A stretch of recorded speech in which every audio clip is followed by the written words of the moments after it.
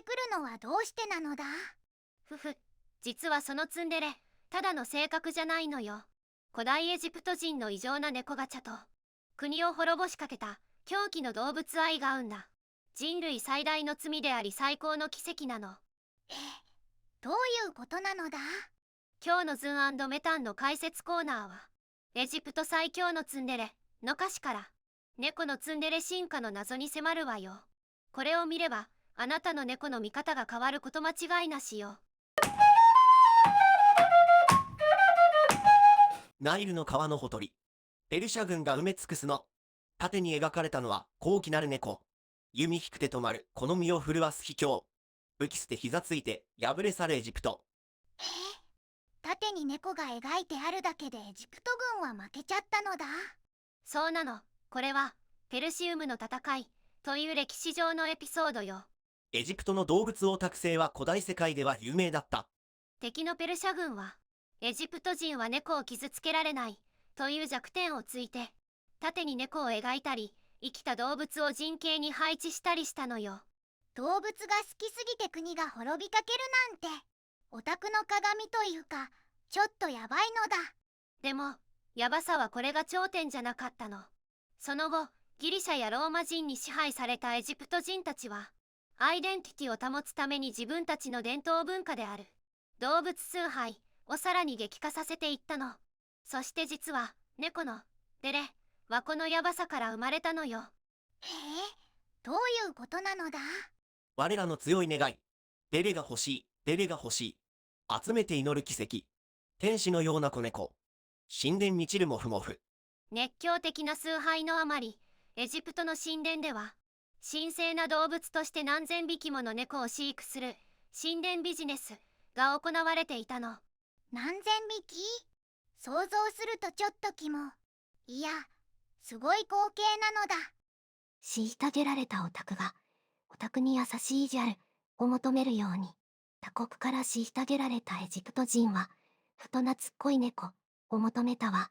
そして神殿という名の巨大な祭壇で、血と汗の供物を捧げ、回せし運命の輪、幾千の、爆死、という名の絶望の果て、ついに召喚される SSR の聖獣、真なるデレのスキル。これぞまさに神をも恐れぬ無限ガチャの極致。またメタンの中二病妄想が爆発してるのだ。猫のデレを生んだ神殿の猫ガチャ。本来猫は単独行動を好んで縄張り意識が強い動物なの。でも、この超密集環境では、他の猫が近くにいても気にしない個体だけが生き残り、子孫を残すことができたのよ。さらに神官たちも扱いやすくておとなしい猫を意図的に親として選んで繁殖させたわ。この過酷な環境と人間の好みが選択圧となり、特定の性質を持つ個体が生き残る自然選択の法則が働いたのよ。じゃあ、その結果どうなったのだ？集団生活に適応し、人間に対して人懐っこい性質を持った、まさに天使のような子猫が誕生したのよ。ガチャを繰り返して最高に可愛いスーパーレア猫を生み出したってことね。じゃあ、虐げられたエジプト人のぬくもりを求める気持ちが、寸を弱めてデレを生んだんだ。エジプト猫はその性質が愛されて、ネズミよけとして船に乗って世界中に広まったわ。遺伝学的にも今の家猫はすべて、エジプトの猫が起源だとされていて、それだけエジプト人たちの生み出した猫が、最高の船のコンテンツだったということね。でも、そんなデレが多頭飼育から生まれたことにはちょっと引っかかるのだ。今だったら動物愛護法に引っかかりそうな行為なのだ。そう感じるのも無理はないわ。猫の都合はあんまり考えてなくて、人間側の勝手なこだわりで作られちゃった歴史だからね。人間のエゴなのだ。実はツンデレという属性自体、相手の気持ちよりもギャップ萌えを求めるもの側の都合で作られたちょっと不自然な概念なのよ。でもその求めるもの側のこだわりが最強のコンテンツを生んだのも確かなのよ。荒ぶるセクメと気高き虫も尊い。我々に微笑みかけて慈悲深きバステとエジプト人は二面性を持つ複雑な神様を信仰していて、ツン担当のアラブル女神セクメトと、デレ担当の慈悲深い女神バステとの両方を猫に重ねたの。独りよがりな信仰によって生まれた世界中で愛される猫。気高き虫、元々石、些細なぬくもりも欲しい。この欲張りな情熱が猫をツンデレとして進化させたのよ。猫が現在これだけ世界中で愛されていることを考えると、エジプト神官たちの独りよがりでキモい熱狂は人類の現在なのかもしれないわね。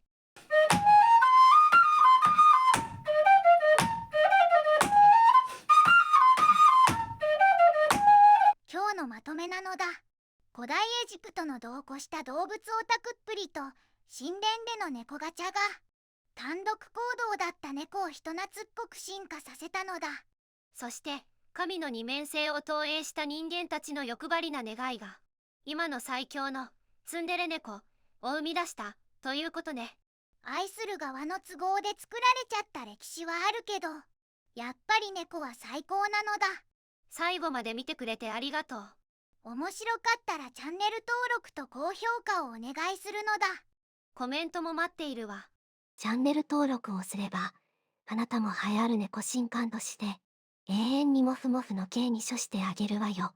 それはご褒美なのだ。次回はゲームクリエイターの祈りに関する歌の解説なのだ。